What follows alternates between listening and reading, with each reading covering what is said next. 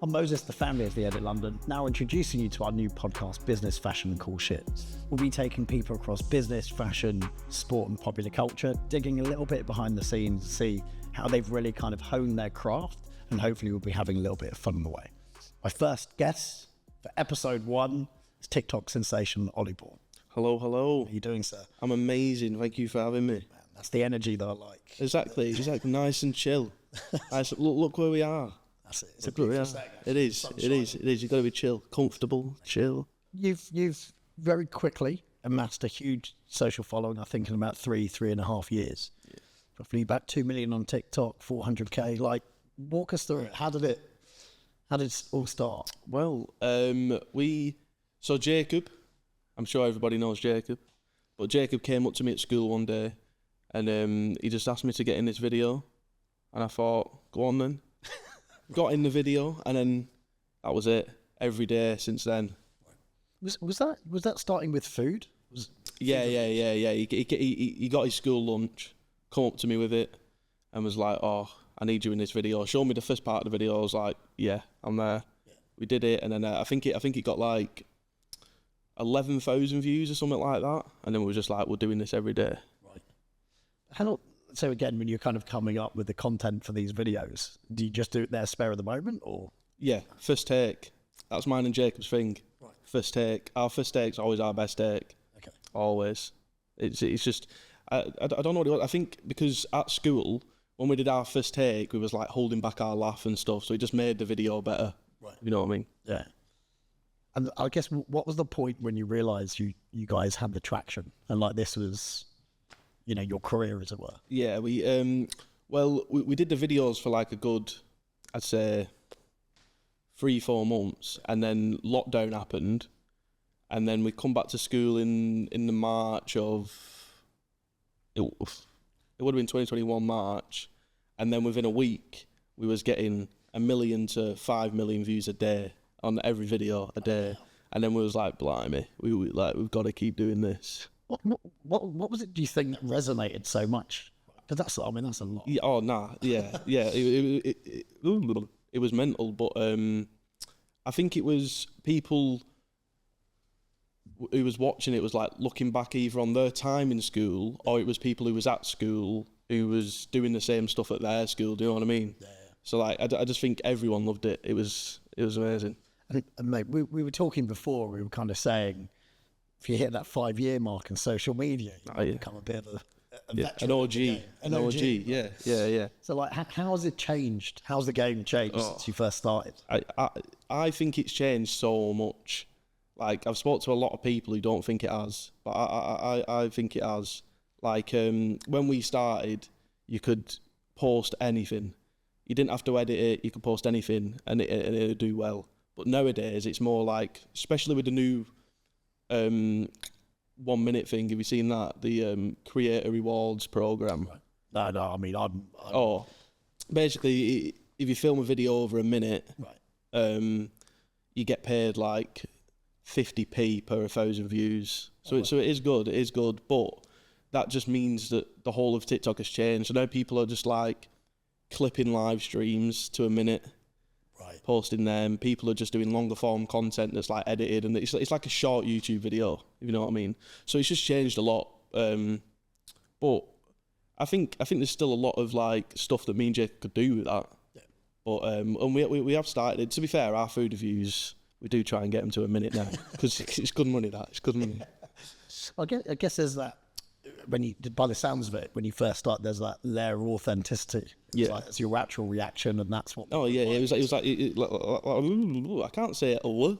Yeah. Like I said with the first take thing, when we was like holding back our laughs and stuff, it worked so perfectly. I can't explain how perfect it was, because we had all our mates behind the camera filming it. There was like 10 of us. Probably more, 10, 15 of us filming it, and they were all holding back the laughs. We were holding back our laughs. It was just, it was quality. And I think, obviously, you know a lot of people in the space, and we were talking about Cal Freezy. Yeah. One of the sidemen. Yeah. No, he's one of the troops, they call it. There's sidemen, and then there's the troops, which are like Cal Freezy, Calux, I'm pretty sure Randolph maybe, but just like, but yeah, the same group basically. Yeah.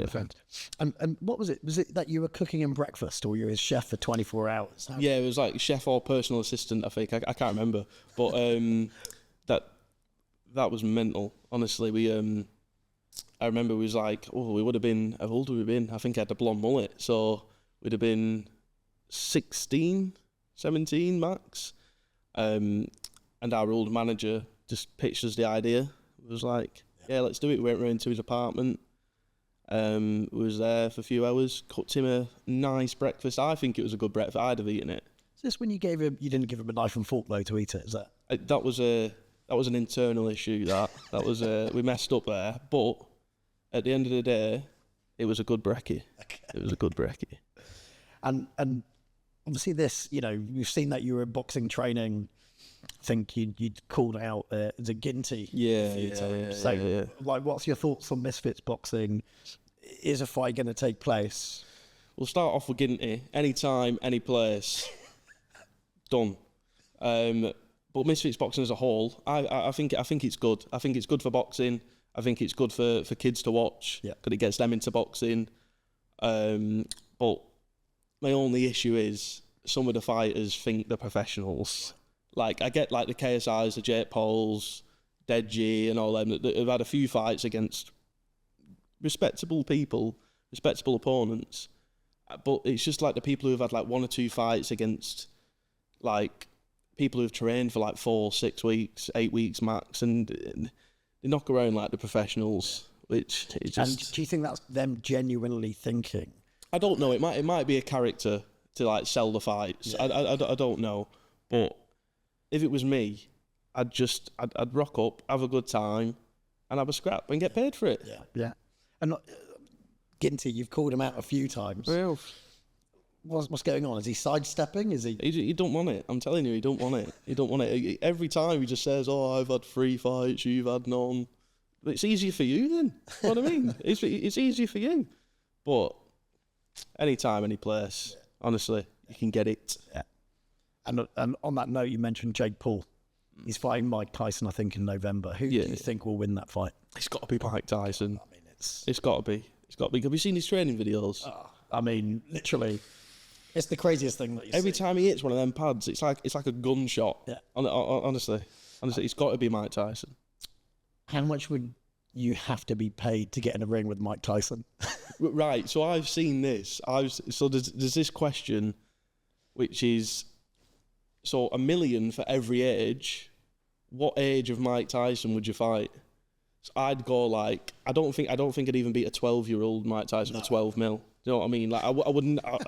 I'd have to be paid for 100 mil to have a scrap with him now, easily. That's like life damage. Yeah. Like one punch from him and you're gone. Yeah, see you later. Particularly when he was in his prime as well. Oh no, yeah. But I think I'd beat like an 8-year-old Mike Tyson for 8 mil. And I guess for for those that are now thinking about being a social media star, and you've got lots and lots of people obviously giving it their best shot, if you like, which is great. Yeah.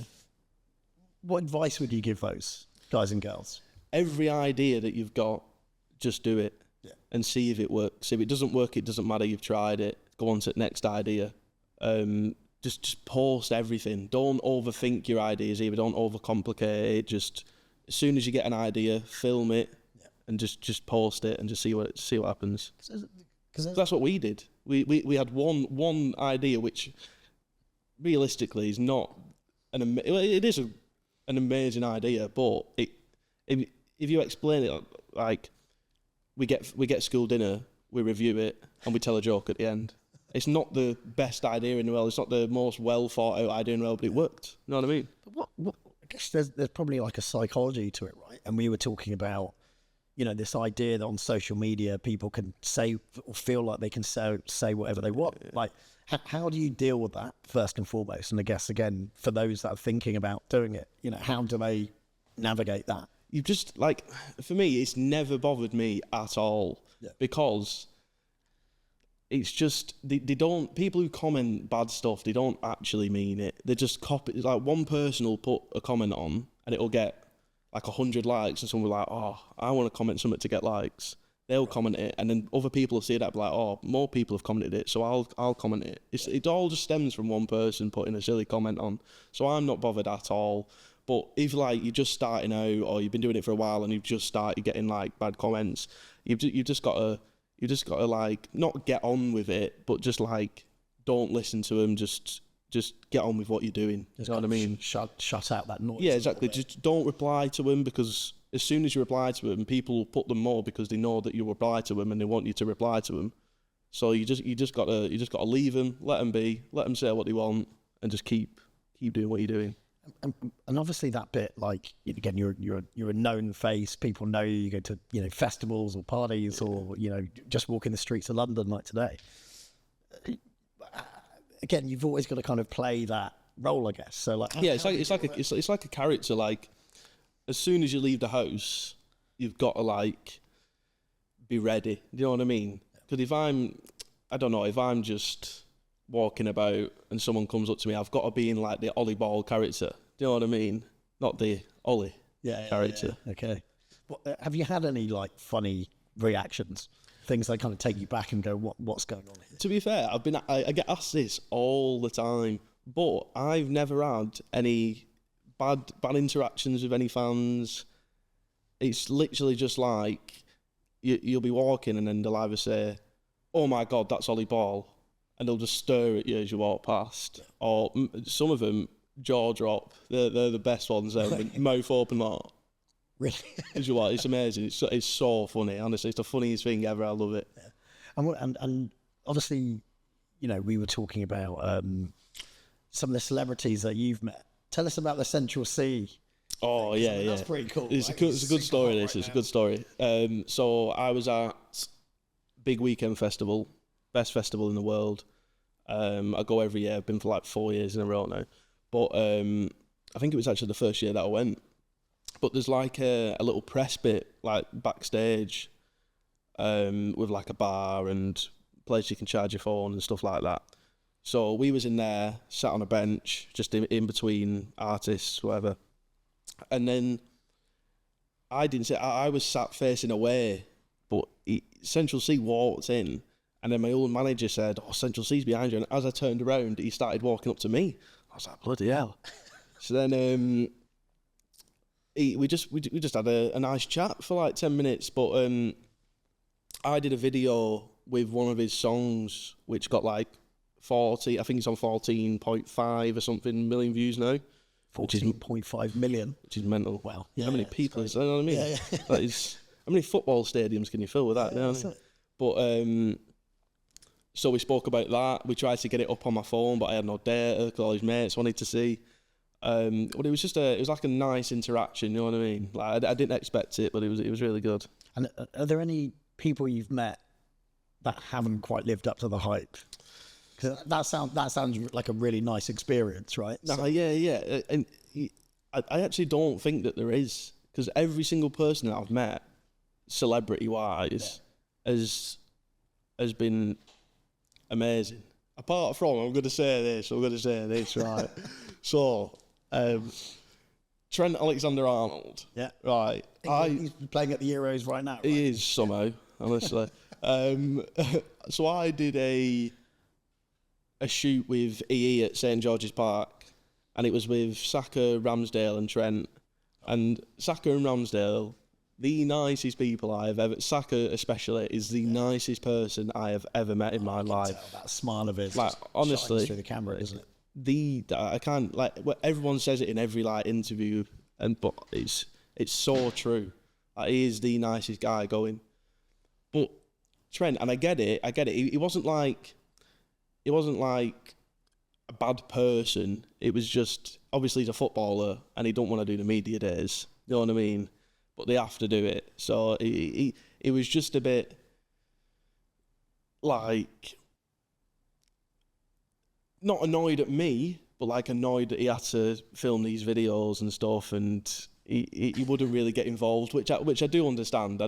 So it's not like a bad interaction. It's just like one of them things. So Trent's the bottom of the Christmas list, as it were. Yeah. And also he plays for Liverpool, which I don't. Who do you support? Everton. Oh, okay. Oh, there you go then. Yeah, exactly. It all makes sense. Exactly. But I'm sure he's a lovely guy. I'm sure he's a lovely guy. Have you been taken around the Everton lot? You kind of met the guys there? I've not. But that is one thing that I am dying to do. Honestly, but like I'd pay a lot of money. Honestly. But I know a few of them. I've spoken to a few of them. Played a bit of PlayStation with a few of them. But that'd be amazing. That. Well, and for you, am I right? So you and Jacob, you started together, you're working together again. I read somewhere about something about you wanting to be the next Ant and Dec. Tell me about that. That started when we were 16. Basically, we did a lot of stuff with like BBC and stuff like that to do with like kids' TV shows and stuff.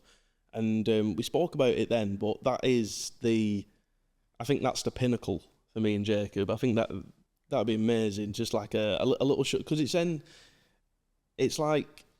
something concrete that you can just do all the time. Do you know what I mean? Like instead of waiting for the next thing, just something you can do all the time. But I think it'd be fun as well, because me and Jacob, we do like bounce off each other. You know what I mean? But, yeah, I've seen the energy between you two. Yeah, so you've got a long-lasting friendship. Right? No, yeah. You just touched on something there, which is around like kind of waiting for that next thing. Yeah. And again, for a lot of people thinking about becoming, social media being their career, as it were. Like, what's the reality? It's the easiest job in the world in my eyes, because you don't it's such a hard one to explain, that, because the work is so easy, but trying to like think of video ideas is hard. Waiting for the next thing is hard. It's like you do one brand deal, but then you're waiting for the next one. Then and you never know when it'll come. It might come within days, within weeks. Yeah. Like it's ruthless sometimes, but it is, in my eyes, it is the best job in the world, because you get to do some of the coolest stuff ever. Like some of the stuff I've done and the people I've met, I never thought I would. So it is the best job in the world, I think. What would you tell the things that you've learned along the way? What would you tell, Ollie starting at 16? What would you say to him? Chill out a bit. Because I think when we were 16, we just did everything that we could. Like we could have said no to some stuff. Right. Know what I mean? Like we just did everything that came in. Was like yes. Like we could have said no to some stuff. Not like anything that we did was bad. Just like we burnt ourselves out very early on. Like we were just doing so much stuff. Yeah. But I guess we had to keep ourselves up there. Do you know what I mean? So it's a fine line. It's a bit like a Leonardo DiCaprio picking his movies, right? Well, you comparing me to Leonardo? I'll take that. No, but it is. It's like, and same with him. Like him waiting for the next thing. Yeah. He'll do one film. I'm sure he has about 9 books, but like he might do one film, and then he's waiting for the next one, and the next one, and the next one. So it is weird, but it's the best job. What's the most kind of, so obviously out of those things you've had to say no to now that your profile is, really big, what's like the weirdest job that's come across your? So I didn't do this, but I almost got paid quite a bit of money to go to a bar mitzvah for 15 minutes. Just show up, take a few pictures and leave. And it was honestly the maddest thing ever. Like I really wanted to do it as well. I can't remember why I didn't. I think it just fell through. But honestly, I'd have stayed for 30 minutes. Honestly, that'd have been amazing. It'd been so good. Yeah, I'd imagine you would get some like crazy requests just coming through. Oh no, yeah. The DMs sometimes are just like, you just get people asking for stuff, but you would do. You know what I mean? Yeah. Like you would do. Obviously, we're a sneaker platform, and there's a little part of each episode we're going to be doing, which is buy or bin. Buy or bin. Travis Scott, Canary Yellow. We've got one behind me there. What are we saying? Do you buy or bin? It's got to be a buy. Okay. It's got to be. Okay. Off-White, lot 1 of 50. Again, we've got him just there. I'm gonna go buy again. Okay. I do like a bit of Off-White. Okay, so we're understanding you liking the the Grails. Yeah. What about the Adidas Samba? We've seen them all around London, all across. It's a bin for me. I just don't think I wear the clothes that they'll suit. You know what I mean? So it's got to be a bin. Okay, what about the Jordan 4 bread? Buy. Okay. Buy. 'Cause I've never had a pair of Jordan 4s. Really? Yeah. But I've always looked at them and thought, you know what, I'm going to get a pair of them. And I never have. So... Yeah, it's one of those shoes, actually, that a lot of people will get a Jordan 1. And when you first start in the market, you kind of get a Jordan 1 mid. Right? Yeah. Then you start kind of progressing to Jordan 1 high. And then it's the Jordan 4. Once you put on the Jordan 4s, they're so comfortable. Are they good? Yeah. I'll have to get a pair. All right. And then to round off, what about the Chunky Donkey, which was a collaboration with Ben & Jerry's? Nah. Came with its own ice cream pot? Nah, bin, not a chance. And they are spenny as well. They are so expensive. So not a chance. You'll never catch me wearing them. Yeah. Never, honestly. I actually had a pair of those. No. I got them when they first released. Got sucked into all the hype. And I wore them a handful of times. Yeah. But I sold them literally about 2 weeks ago. I realised I love that. At my age, probably should. Yeah, wearing ice cream shoes. So flipping it to you, like what sneakers will see these represent? Represent. These are so comfortable. Represent is my go-to. For clothes, for shoes, not really. I love a pair of Nike TNs. Okay. Like they are I don't know why, they are my pinnacle of shoes. I don't know why, but I do like a dunk. Yeah. I don't mind a dunk. They're all right. But I've not really. Oh wait, Off-White slides. Honestly, I went on a walk yesterday and I wore Off-White slides. They're unbelievable. Honestly, I wear them everywhere. Represent. Do you have a brand deal with these guys yet? I don't. Yes, please, George and what's the other guy's name? No, that's not helping me, is it? We'll stick with George. Yeah, George. If you're watching, George, please.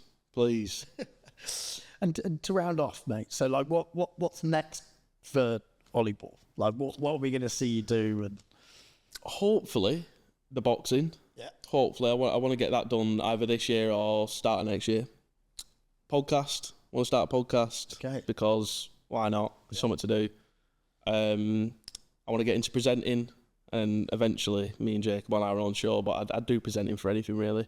And I think that is it. More food reviews, more TikToks, all that good stuff. I want to get into like football content, not as me like playing football, but just as like content with footballers, if you know what I mean. Yeah. But I think that's the next steps for me. I always see you you always get to the boxing. You always ringside at a lot of the. Yeah, boxer's good. I like boxer. That's what Adam Azim's on. Oh, okay. Yeah. And we were saying, you know, he's meant to be featuring in this series. He is. I know we've got Harlem Eubank coming up as well, so it'll be quite interesting to see how. You need to get a question in there about the fight. You know what I mean?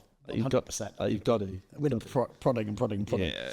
Right. Well, look, wishing you every success. I appreciate you coming on the show. Thank you very much for having me. I thoroughly enjoyed myself. It was an amazing time. So I've been Moses Rashid from The Edit London, and this has been Business, Fashion and Cool Shit. Again, episode 1 with TikTok sensation Ollie Ball. These episodes will be releasing every 2 weeks, so make sure you stay tuned.